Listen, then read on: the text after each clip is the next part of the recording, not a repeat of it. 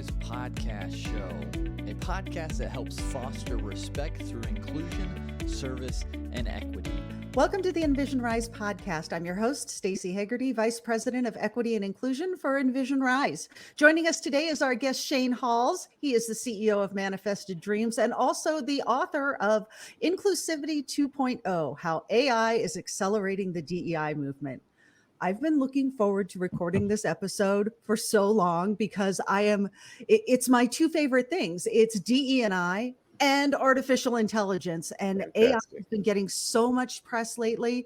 Yeah. So why don't we start with the simple stuff? Tell us about yourself.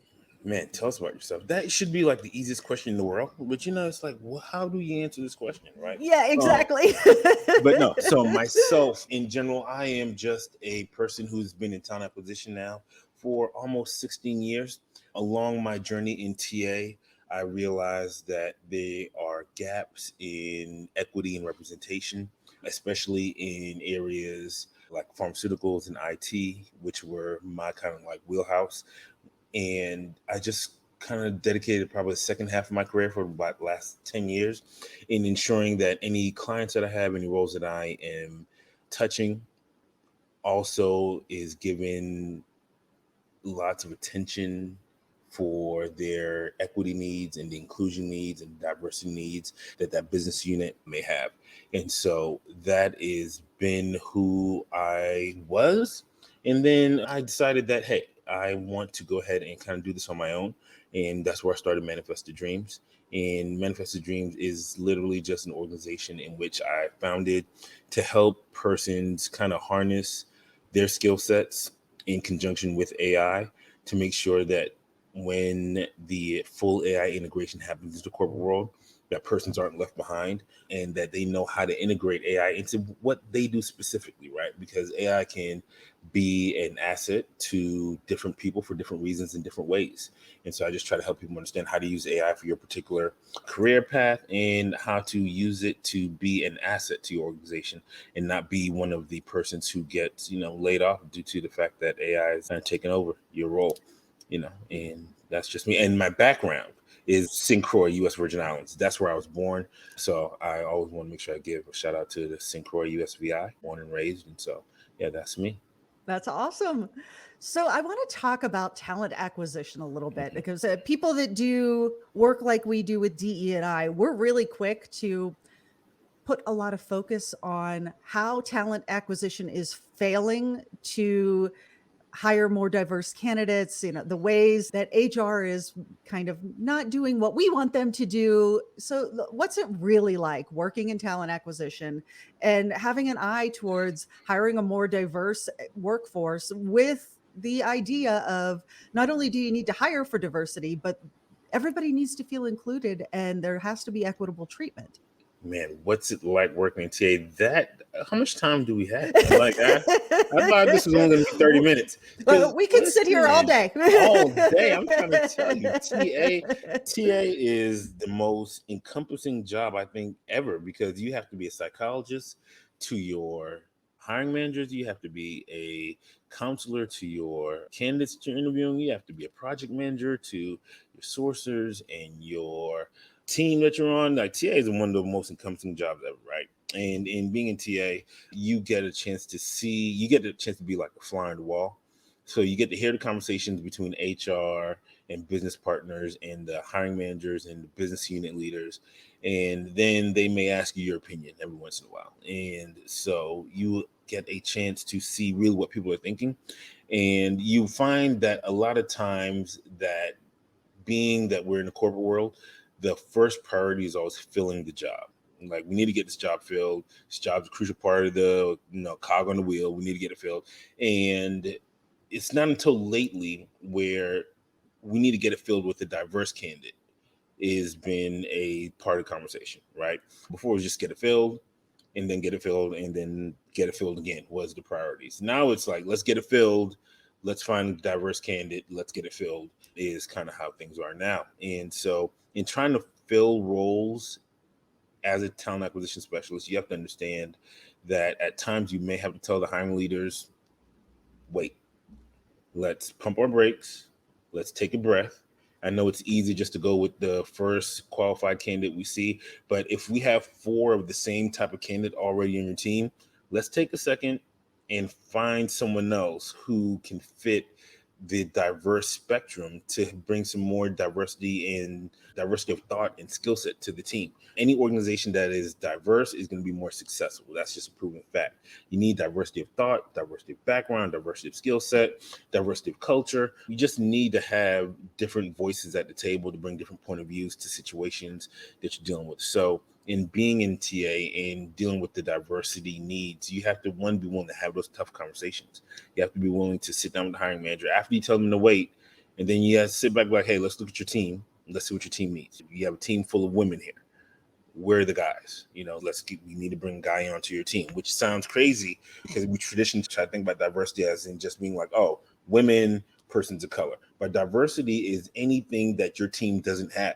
Right. So I worked in organizations where I was filling a role in the Midwest in Indiana. Anybody who is in TA and understands pharmaceuticals, you know which company I'm referring to. And so they didn't have any white males at their hub in Indiana, which is crazy when you think about it. But that was their diversity need. And we had to work to find a American-born white male to go work at this hub. And so that's diversity, though. Diversity is unique as a fingerprint. Yep. And every organization, every business unit has different diversity needs.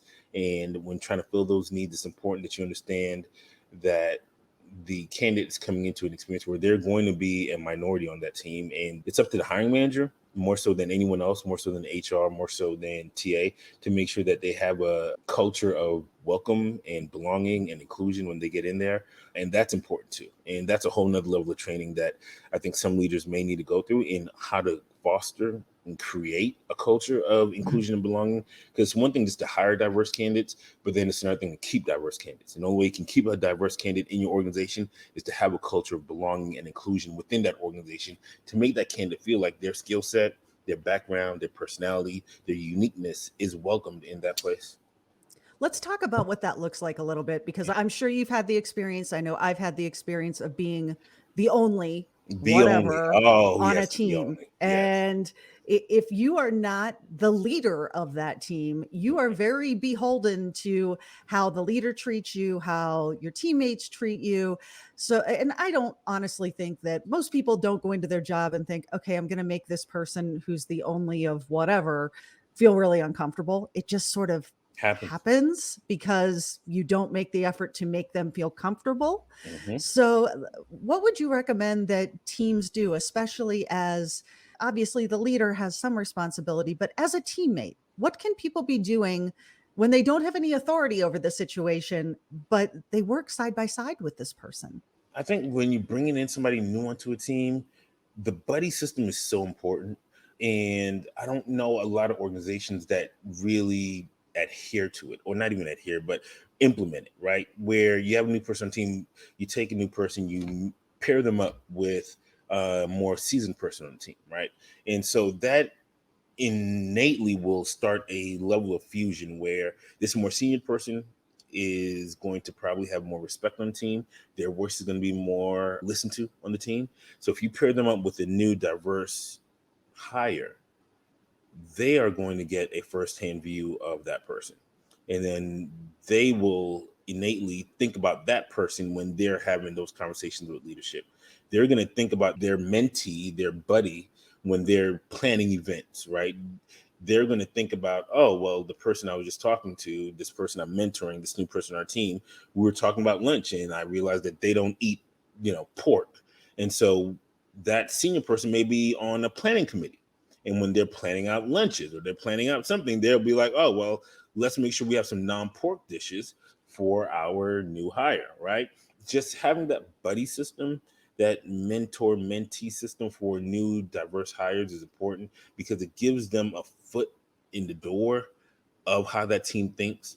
That older person, that more seasoned person can let them know kind of what the culture of the team is like, what the vibe of the team is like, what the team likes to do. And then having those conversations, those small conversations, they can be like, oh, well, I'd like to go here too. Or, oh, that's cool that you guys do that on the weekend, but I won't be able to do that sometimes because on Sundays I go to church. And so when that older person be like, oh, well, planning out the next group hangout. Well, let's plan it for maybe a Saturday evening so that we can get this new person to come into, right? So I think one of the biggest things is having that buddy mentor-mentee system for teams, for new diverse candidates, to kind of give them a less pressurized way of infusing themselves onto the team.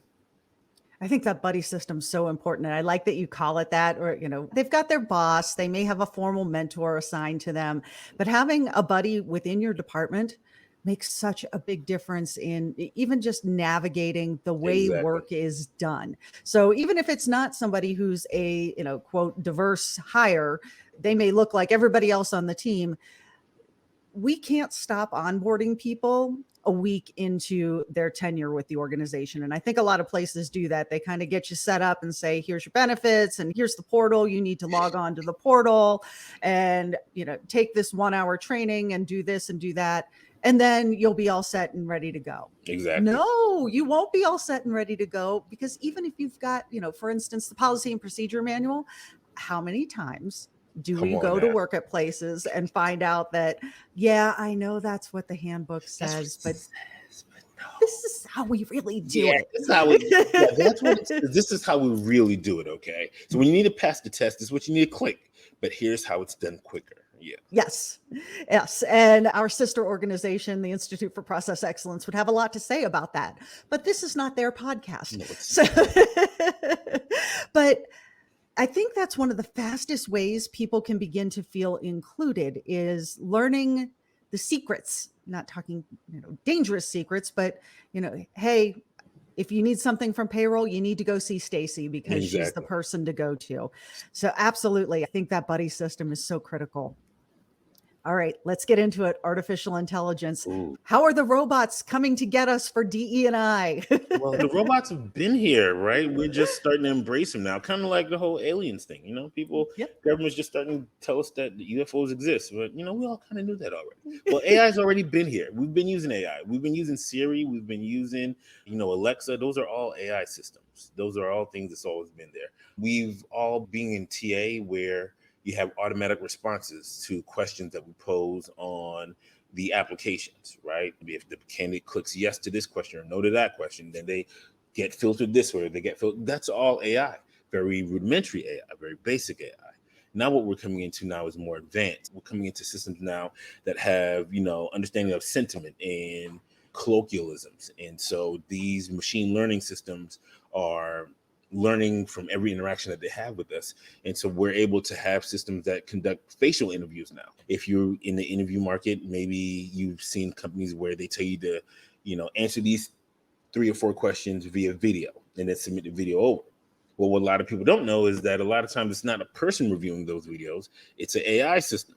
And the AI systems are reading your facial mannerisms. It's reading your smile. It's reading your eye movement. It's reading everything, right? The AI systems are being integrated a lot into the hiring process. When you have your ATS systems now, ATS systems are starting to integrate AI in the sense of where they will filter out candidates. Do these candidates meet the requirements? Do they have the degrees or the experiences listed that's necessary? And the AI will automatically filter them out and then send off responses to those candidates. All AI, all here. All right, you just made me really nervous with that video thing. I'm very conscious of the fact that we are also on video, and I'm wondering, what is my facial expression telling a robot right now? So this is not the end all and be all, though, to getting us to a place of more diversity, more inclusion. In fact, there are plenty of examples of it doing just the opposite. So what happens when the person programming the AI system hasn't addressed their own issues with diversity, equity, and inclusion? What happens? That's it right there. That's the issue that no one really wants to talk about when we're talking about how great AI is going to be, because AI is dependent upon information that's inputted into it, right? And so if you have bias where you go in, you put your algorithms in for a role that you want the AI to help source or screen candidates for, and you say, well, I want the candidates to come from, Joe Schmo University because Joe Schmo University has the best candidates for this. Well, what you've done is you've now begun to taught the AI system to have bias, because bias is just, a fancy way to say a preference or a like. And so if you're telling the system that this is the place that the best candidates come from, this is the school that I want all my candidates to come from, well, now the system is going to give priority or weight to that school. And now you've taught the system how to have a bias. You've taught the system how to have a preference. And as it continues on, if that's not corrected, then the system will just kind of weigh out everyone else who doesn't meet that bias or that preference. And so you're basically just creating another little version of yourself. AI, especially the way it is now, is so powerful, but it's like a genius 6-year-old child, 7-year-old child. It can do whatever you ask it to do. It can also be influenced to be whatever you want it to be. And so you want to make sure that you have, organizations need to make sure they have a dedicated HR team that can go back in and check the algorithms, check the information that's being inputted into the AI system that they're using to make sure that information that's being inputted is not bias-based. It's not saying, hey, I think women make better engineers than men, or I think that persons from this part of the United States will be better for my team than person from that part of the United States. We need to make sure we catch all those things. A lot of times leadership tend not to do those things with malice, but with the best of intent, thinking that this is how they're going to get the best candidate. But it's still bias based, and it's still teaching the system to not be as effective as we can have it be. It worries me so much because humans are so very fallible, and we have not done the greatest job of not passing our own biases on to the next generation. So now you're telling me we are also going to pass it on to the machines. Yes, that's exactly if not caught, yes, that's exactly what we're going to do. We're going to pass along it to the machines as well. So what can we do? What can we do to start? And I know that implicit bias is what it is, and the best we can usually hope for is to interrupt it before we make a decision using it.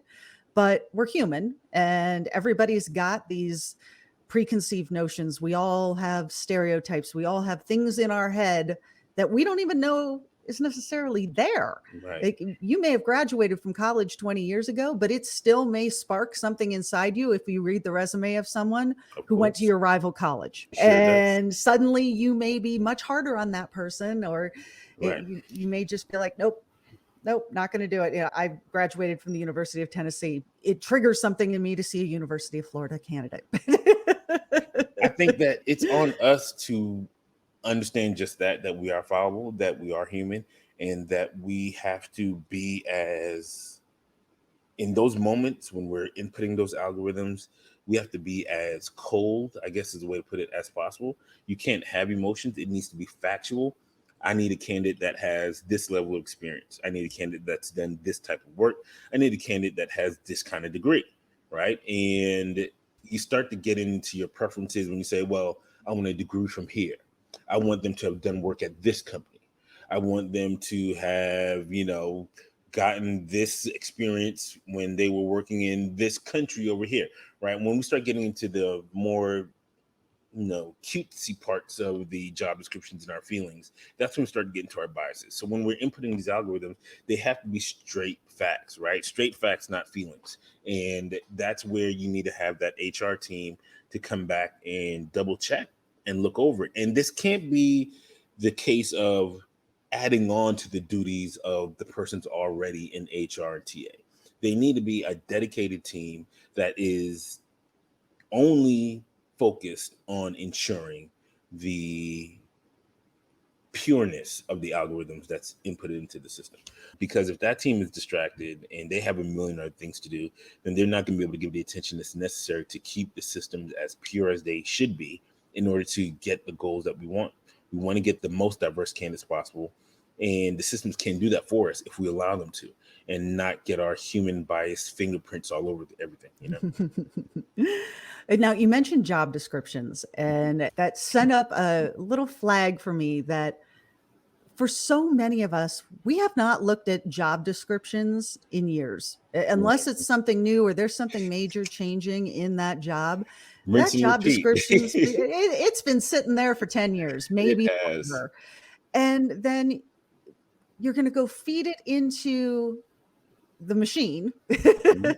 And if you haven't looked at that job description, you may be sourcing a mess. Yes, we are. And so what do you recommend people do first? Before we start talking about teaching AI what we want out of a candidate, don't we first need to teach ourselves what we want out of a candidate? And assuming that job description from 1995 is still good is probably a bad idea. It's probably a bad idea. I mean, if we go all the way to the very, very first thing, it's probably training, right? We need more training. And people are like, oh my gosh, more training. But no, like real training on bias and microaggressions and inclusion, right? Real training that really makes people uncomfortable. If you go through training on DEI and you don't get uncomfortable at least once during that process, then you have gone through a crappy training. And there's no way to go down that road and not feel uncomfortable at some point in time during that conversation. And so I think leaders need to make sure that they're leaders. If someone's being promoted into a role, especially a leadership role, a role in which they're going to be hiring, they need to go through DEI training. And it's not just, oh, well, they went through it for the company, a year ago when they first, no, they need to go. You're part of being hired, being in the leadership is here's understanding DEI from a leadership perspective. And then once you get to the point to where you're crafting your job description for a role and you go pull that old job description, there are systems out there that can go through that job description and tell you if it's leaning more towards male, leaning more towards female. Is this inclusive language in this job description? Is this job description has exclusive language in it? And it will tell you, and it can give you points and scoring systems to kind of show you and weigh you in the direction that you want to go in. And it can help you get to a very neutral job description that welcomes everyone. And so you want to make sure you put that type of system, checks and balances in place so your team can have it, so they can take that old, dated, heavily biased job description and get it fixed up and dolled up to where it can be more neutral and more welcoming for everyone that you're trying to hire. Well, let's talk about the book, because you've got a ton of knowledge in that book. Tell people, what's the book about? What do you hope people walk away with when they finish it? Yeah, so Inclusion 2.0, it is helping persons understand how AI can help in this DEI world that we are in, right? It is great to think that everything is wonderful and great, but anyone who's in HRTA knows that we are so far away from having truly diverse and equitable numbers across organizations, across business units even. And so this book is helping persons understand that while AI is going to be brought into your organizations and your companies, that doesn't mean that we now have to take away the importance of DEI, that we can use AI to help us get towards a diverse point, that we can use AI to help us make things more equitable, right? And when we talk about equity, we talk about pay equity, talk about promotional equity. We can use AI to help us get to that point, because once AI is integrated, so it's like a big process. So you bring AI in, AI will without a doubt replace jobs. A lot of those jobs that AI are going to replace are going to be those administrative based jobs, any sort of repetitive movement, entry level type roles. And a lot of those roles are filled with persons of color, with women, especially administrative jobs. Almost 75% of jobs that are admin based are filled with women. And so now we're taking away not only women, you're going to take away women of color from those jobs. And so diversity is going to be negatively impacted with cross corporation integration of AI. It's going to happen. But what we can do is use that AI integration to help level out numbers in other places. All right, let's use AI to scan the entire organization and see what managers are promoting who, how they're promoting them, why they're promoting the way they're promoting, and see where the gaps are in the managerial level. Because some of these AI systems that are available right now can look at your leadership, look at your management, and like, okay, there's some gaps in skill set here. Let's figure out how to fill these gaps in skill set so that the next managerial opening, we can know what type of skill set to look for to make it more diverse around the leadership table. And so that person's all representations and backgrounds can have a voice being heard. So with everything going on with AI, the book is really just trying to give examples, give guidance, give sort of, light bulb moments on how to use AI properly to make sure that your DI numbers within your organization still get to have as meaningful of an impact as they should. I'm going to go pick up the book right away because Please do. it sounds really useful in the workplace. But I also have a teenager who will be growing up in the world of AI and helping her to better understand the power of AI and Mhm. the weaknesses of AI. I'm trying to tell you, like, it's not all, it's here, right? And ignoring AI will leave you as a blockbuster in the world of Netflix. And Yep. it's not going to go away. It's way too effective. It's way too efficient to just be ignored. And I Yep. tell everyone that you should embrace AI the way it is right now, because at some point in time, it's going to become more regulated. Right now, it's like wide open. Anyone can have access to AI. Anyone can touch AI. Anyone can use AI.